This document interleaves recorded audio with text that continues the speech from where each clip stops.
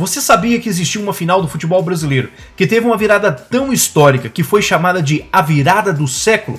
Bom, hoje eu vou te contar tudo o que aconteceu nessa virada surpreendente e outras finais que foram emocionantes, que vale a pena você assistir todo esse vídeo. Tá duvidando? Então vem comigo que tem muito conteúdo interessante nesse vídeo para você. Mas antes, é hora de você dar o like nesse vídeo e se inscrever em nosso canal se ainda não é inscrito. A primeira final que vamos falar aconteceu há mais de 40 anos, mas ainda é lembrada como uma das mais dramáticas e disputadas de todos os tempos. Estamos falando da decisão do Campeonato Brasileiro de 77 entre Atlético Mineiro e São Paulo. O jogo foi realizado no Mineirão com mais de 120 mil pessoas na arquibancada. O Galo tinha vantagem do empate, já que tinha feito a melhor campanha na primeira fase. O tricolor precisava vencer para levar a taça. O jogo foi equilibrado e intenso, com poucas chances de gols para ambos os lados. O tempo regulamentar terminou em 0-0, levando a decisão para os pênaltis. O placar foi de 3-2 para o São Paulo, que conquistou seu primeiro título brasileiro naquele ano, e o Atlético Mineiro foi vice-campeão invicto naquele ano. Essa próxima final que vamos falar agora é um verdadeiro show de bola. Ela foi marcado no Estádio Nacional de Tóquio, no Japão, com mais de 70 mil pessoas na arquibancada. O jogo era no dia 13 de dezembro de 81. Era Flamengo contra o Liverpool, na Inglaterra. O Flamengo era o campeão da Libertadores daquele ano, com um time recheado de craques como Zico, Júnior, Adílio e Nunes. O Liverpool era o campeão europeu, com um time forte e experiente. A gente pensou que seria um jogo super equilibrado e poucos gols, né? Mas adivinha, o jogo foi um passeio do Flamengo, que dominou o Liverpool do início ao fim. Dá para acreditar? Logo aos 13 minutos, Nunes abriu o placar após receber um passe de Zico. Aos 34 minutos, Adílio ampliou após uma jogada individual de Júnior. Aos 41 minutos, Nunes fez o terceiro gol após o lançamento de Andrade. No final, o Flamengo venceu por 3-0, goleando o timaço do Liverpool e conquistando o Mundial pela primeira vez na sua história.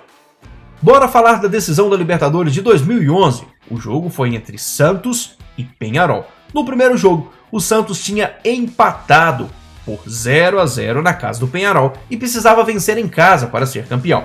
Já o Peñarol buscava surpreender o Santos e levar o seu 6º título continental. O jogo foi nervoso e truncado, com muitas faltas e cartões amarelos para os dois lados. O Peixe entrou em campo livre, leve e solto. Com apenas 10 minutos de jogo, eles criaram pelo menos 3 boas chances de marcar, sendo a última delas um chute incrível de Elano que beijou a trave. O gol tão esperado aconteceu logo no início da segunda etapa. Arouca fez uma tabela perfeita com o Ganso e passou para Neymar, que bateu forte e preciso sem dar chances para Souza defender.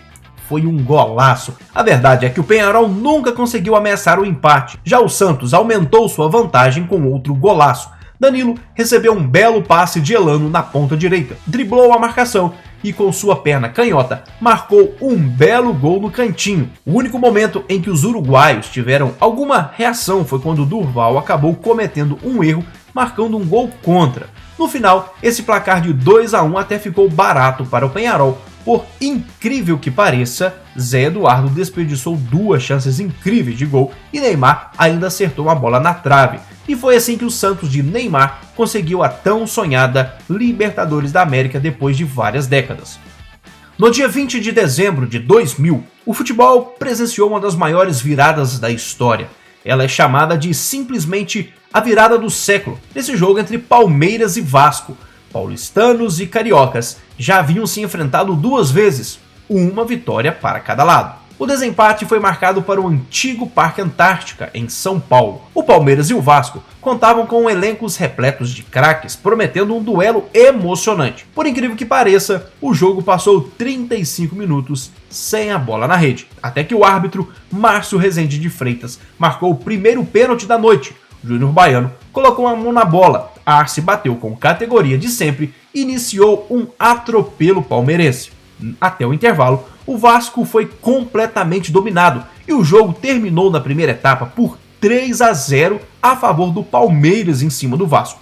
Depois do primeiro tempo todo do Palmeiras, O título do Verdão já era óbvio, né? Mas o técnico Joel Santana mandou um Vasco diferente para o segundo tempo.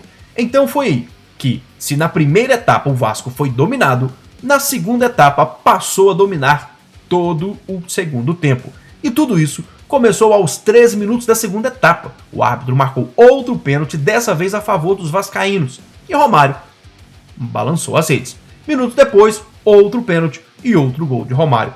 Mesmo com a expulsão de Júnior Baiano aos 32 minutos, o Vasco continuou pressionando e o empate veio aos 40 minutos, com Juninho Paulista aproveitando o chute errado do Romário. A virada incrível aconteceu aos 48 minutos do segundo tempo, com Romário marcando o gol da vitória. Depois desse jogo, essa final ficou marcada como a virada do século. Outra final que também deu o que falar e também foi uma das mais sofridas da história do futebol brasileiro, com direito a prorrogação, pênaltis e muita festa da torcida. Esse jogo foi realizado no Mineirão, em Belo Horizonte, com mais de 60 mil pessoas no estádio. Na decisão da Libertadores de 2013, entre Atlético Mineiro e Olímpia, o Galo tinha perdido o primeiro confronto lá no Paraguai por 2-0 e precisava vencer por 3 gols de diferença para ser campeão. O jogo foi dramático e emocionante, daquele jeito que deixava qualquer um dos nervos à flor da pele. O Atlético Mineiro saiu na frente apenas no início do segundo tempo, com um gol de Jô após um cruzamento do Bernard. No final do segundo tempo, Leonardo Silva fez o gol de cabeça, empatando a partida e fazendo que o Mineirão pudesse balançar de alegria, levando a decisão para a prorrogação.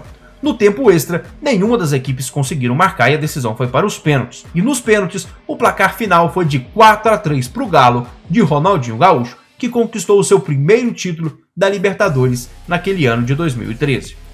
E a decisão do Mundial de Clubes de 2000, entre Corinthians e Vasco, deu o que falar. Isso porque o Corinthians era o campeão brasileiro de 99 e o Vasco era o campeão da Libertadores de 98. Ou seja, o jogo iria ser muito bom. E realmente foi o que aconteceu. O jogo foi equilibrado e disputado, com chances de gol para ambos os lados. O Vasco chegou a ter um gol anulado de Romário no primeiro tempo por impedimento.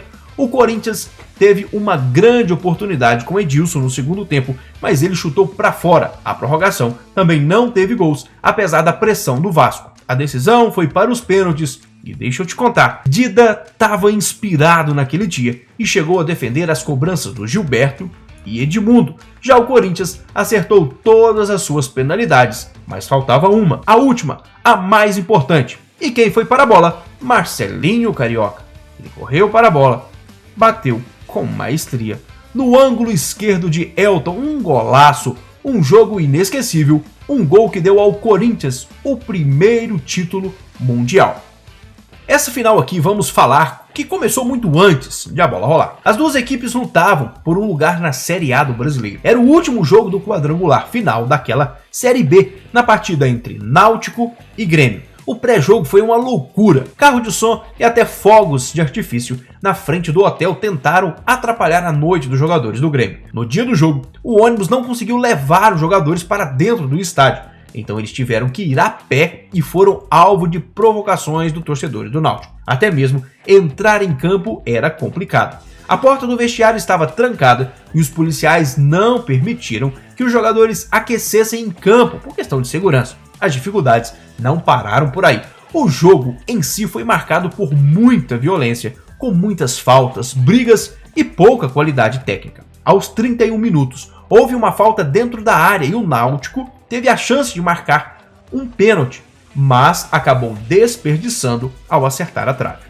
No segundo tempo, a situação ficou ainda mais tensa.